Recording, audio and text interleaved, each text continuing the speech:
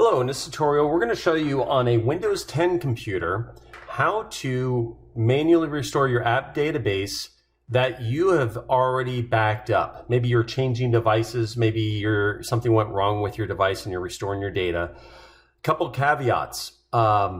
First and foremost, this overrides any data that's in the app, meaning if you have any exams in Posture Screen, it's going to override them, okay?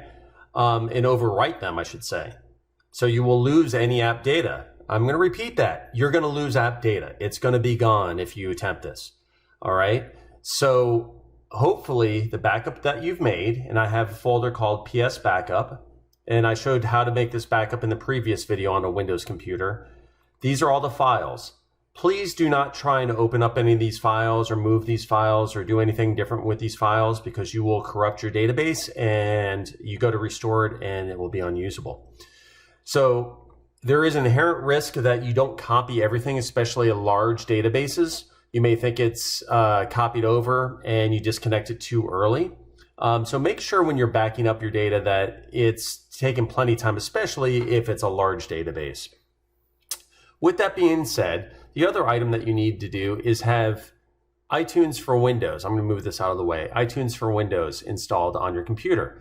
The version that I have installed here is 12.10.2.3. And the version that I have installed of iOS on this device is iOS 13.2. With that being said, let's go ahead and show you how to restore. It's quite easy. And I have a small database, so that way it didn't take up time during the video. So what you're going to do is you're going to first plug your iPad in with your wire to your computer. Now you may get a prompt on one or more of your screens. First, it checks to see if you have that, if your device's support has up-to-date software. You can see that I have an update waiting. I'm going to update that at another time. The other thing you may see on your screen over here is you may, especially the first time that you connect your computer to your device, you may have to click trust and key in your passcode to give access to your iPad. Otherwise, it's not going to see your iPad.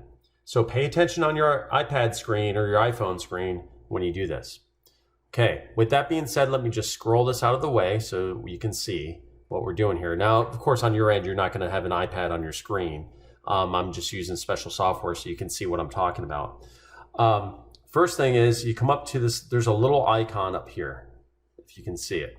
I'm going to click on that icon. It tells me what app is connected.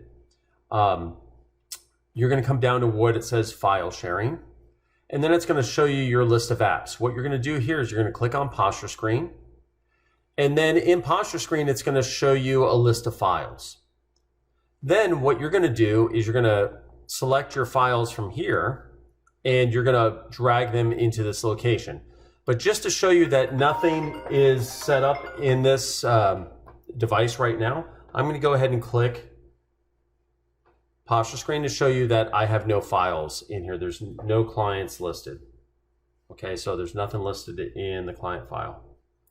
So I forced quit the app. You notice how I did that. Basically, you come up on the app. So if I start an app,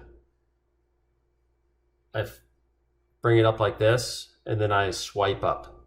That's how you force quit an app. That way it's not running. If you have an older device, you double click the home button when you're on a desktop.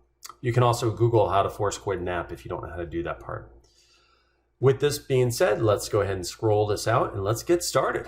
Okay, so I have my list of files there. I'm going to select everything from this folder.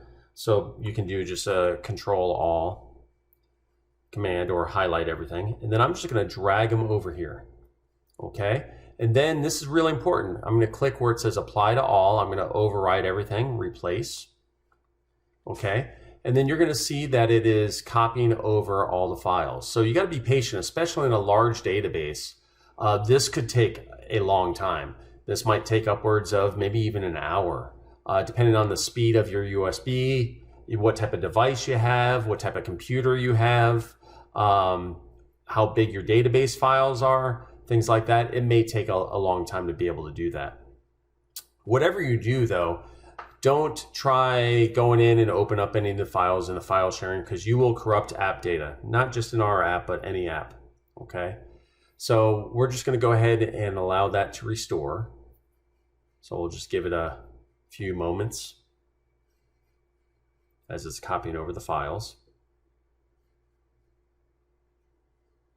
And there we go. Tried to use a small enough database, but something that's at least real that you can see what's occurred. Okay, so it should finish here very shortly. Okay, now once it's done, obviously it should show that it's done. We can go ahead and close this out. I'm gonna just close this. I'm gonna go back and show you the iPad. So we're gonna come back in. Let me make this a little larger so you can see it. So I'm gonna go ahead and open up PosturaScreen now. And you can see now I have my files. If I go in, all my files are there for my clients that I have backed up, okay? And you should always just double check, make sure your files are actually in there, okay? So go in, make sure the pictures are actually there, okay? So everything is there, and in fact, everything has successfully been restored. Now, we highly recommend that you investigate using SyncScreen for your backups of app level data, especially using between multiple devices. We have other training videos on that.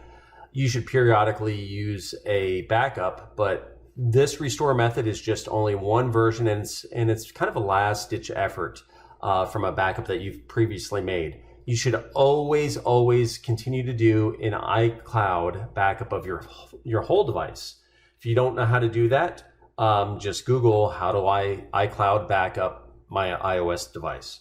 And Apple has support articles, or you can email us at support@posturascreen.com, because you always want to have your device backing up should something go wrong, because after all, it's a computer, okay? But I do have my clients list there, and that's how you restore a static database, which means it will override anything else in your app, on a Windows computer using iTunes and using the file share method. If you have additional questions, just reach out to us at support@posturascreen.com. Thank you.